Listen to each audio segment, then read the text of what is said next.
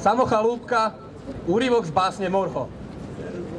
Hynú i naši, hynú, ale sťa víťazí.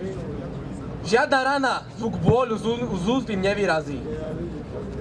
Vďačne lejú vernú krv po osudnom poli. Oj, veď padnúť za národ, oj, veď to neboli. A boj pomaly tichne, strašná búry sila. Divým svojim zúrením sama sa zničila. A kde naši, čo byli ten Rím svetovládny, lebo koval úmysly na Slovenstvo zradný? Kde naši? Hojže, Tatro jasných orlov mati, nikdy sa ti tá tvoja detva už nevráti. Páč, nad valným Dunajom krvavou pobrežia, tam ti tvoji synovia povraždení ležia. Neostal ani kto by tú zväz niesol bratom. Bratia vám padli za česť rodu v boji svetom. Lež každý na junáckej spočíva posteli. Na kope vrahov od jeho oceli. Už nežije. A ešte hrozí tá tvár bledá. Tá ruka zmeravená meč odňať si nedá. A cár s okom sklopeným na bojišti stojí. A čo? A zda tých padlých Slovenov sa bojí? Nie. Lež bezdušné svojich hordy tam vidí. A za svoje víťazstvo radovať sa stydí. No zahyň. Studom večným zahyň, padlá duša, čo o slobodu dobrý ľud môj mi pokúša. Lež večné meno toho nech ovenčí sláva, kto seba v obeť večnú za svoj národ dáva. A ty Morho, hoj Morho, detvo môjho rodu, kto krádmou rukou siahne na tvoju slobodu.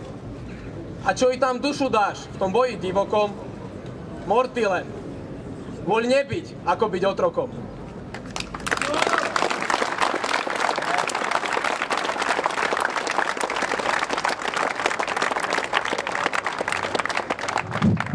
Za mladých matičiarov vystúpi so svojím príhovorom Jožko.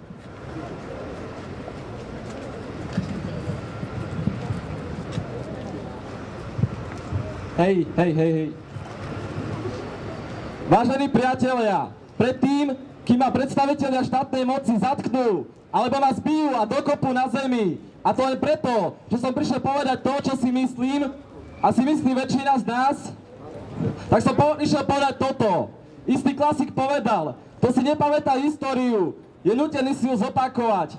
Prví kresťania boli prenasledovaní. Vedci ako Galileo Galilei, Mikuláš Koperník, Giordano Bruno boli prenasledovaní. Aj my sme prenasledovaní.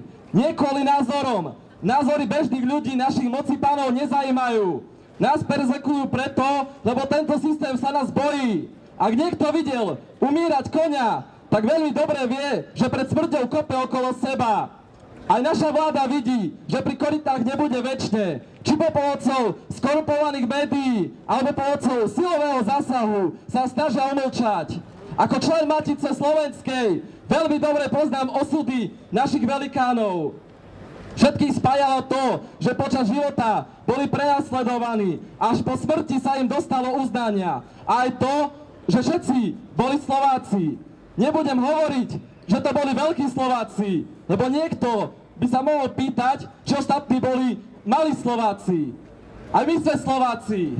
Aj my tu, čo sme, nemusíme so všetkým zhodovať. Ale určite mi dáte za pravdu, že odmietame bezvládne násilie a taktiež odmietame to, že aby hasiča Radovana prepustili z roboty. Ďakujem.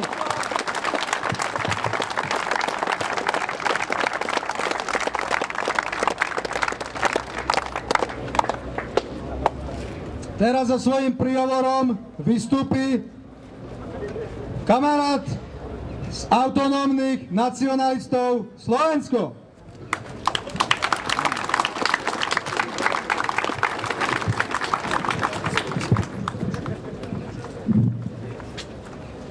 Mene autonómnych nacionalistov vás srdečne zdravím.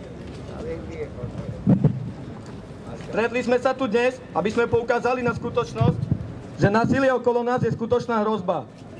Znásilnenia, pedofilia, týrané ženy, krádeže, domáce násilie. S tým všetkým sa denne stretávame v reálnom živote.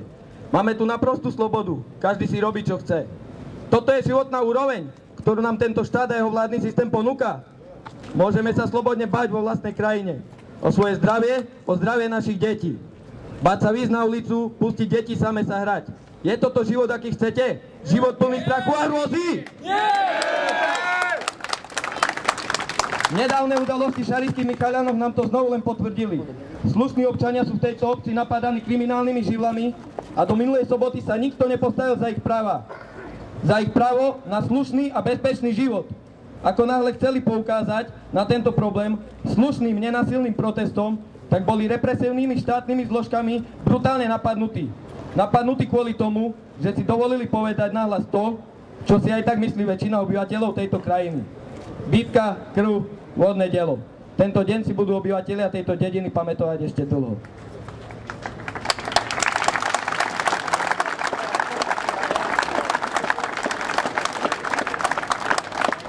Takto si naši moci páni predstavujú demokraciu v praxi. Zlodej a vrah je chránencom a slušný občan škodnou, ktorú treba rozohnať a byť. Vláda dáva prednosť kriminálnikom pred vlastným národom, pred ľuďmi, ktorí sú presne takí istí, ako boli oni, kým sa posadili na svoje vyhriaté mäkké stoličky. Obyčajní ľudia.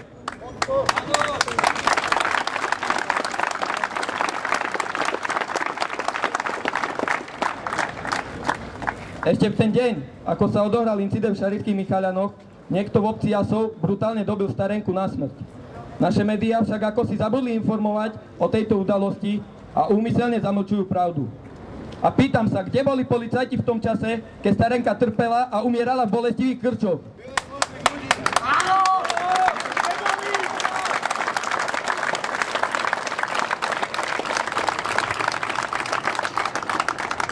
Namiesto toho, aby ochraňovala ľudí, ktorí budovali tento štát a chcú len v pokoji žiť, tak ich napadajú a bijú. Kde sú vždy, keď deti týchto zločincov šikanujú svojich spolužiakov? Kde sú, keď ich výradkovia znásilňujú dcéry ľudí, ktorí robia aj na ich chlieb a ich strechu nad hlavou?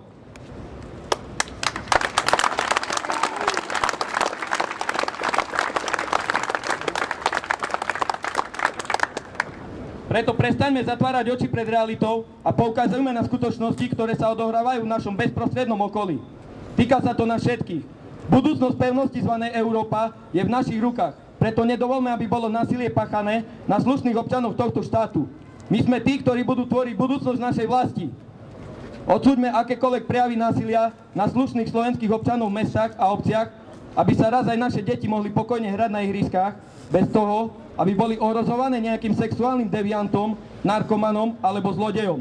Chcete žiť v strachu? Nie! 17. november 1989, 14. marec 2009 a 8. august 2009 sú dni, na ktoré nesmie nik z nás zabudnúť. Na dni policajnej brutality. Dni, keď sa morálne a ľudské princípy váľali po zemi pod policajnými obuškami.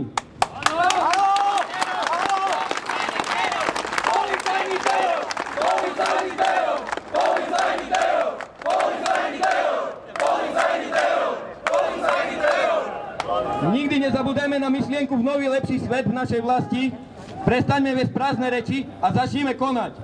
Nikto iný to za nás nespraví. My musíme brániť práva našich občanov a zabezpečiť budúcnosť pre naše deti. V slobodnej Európe star!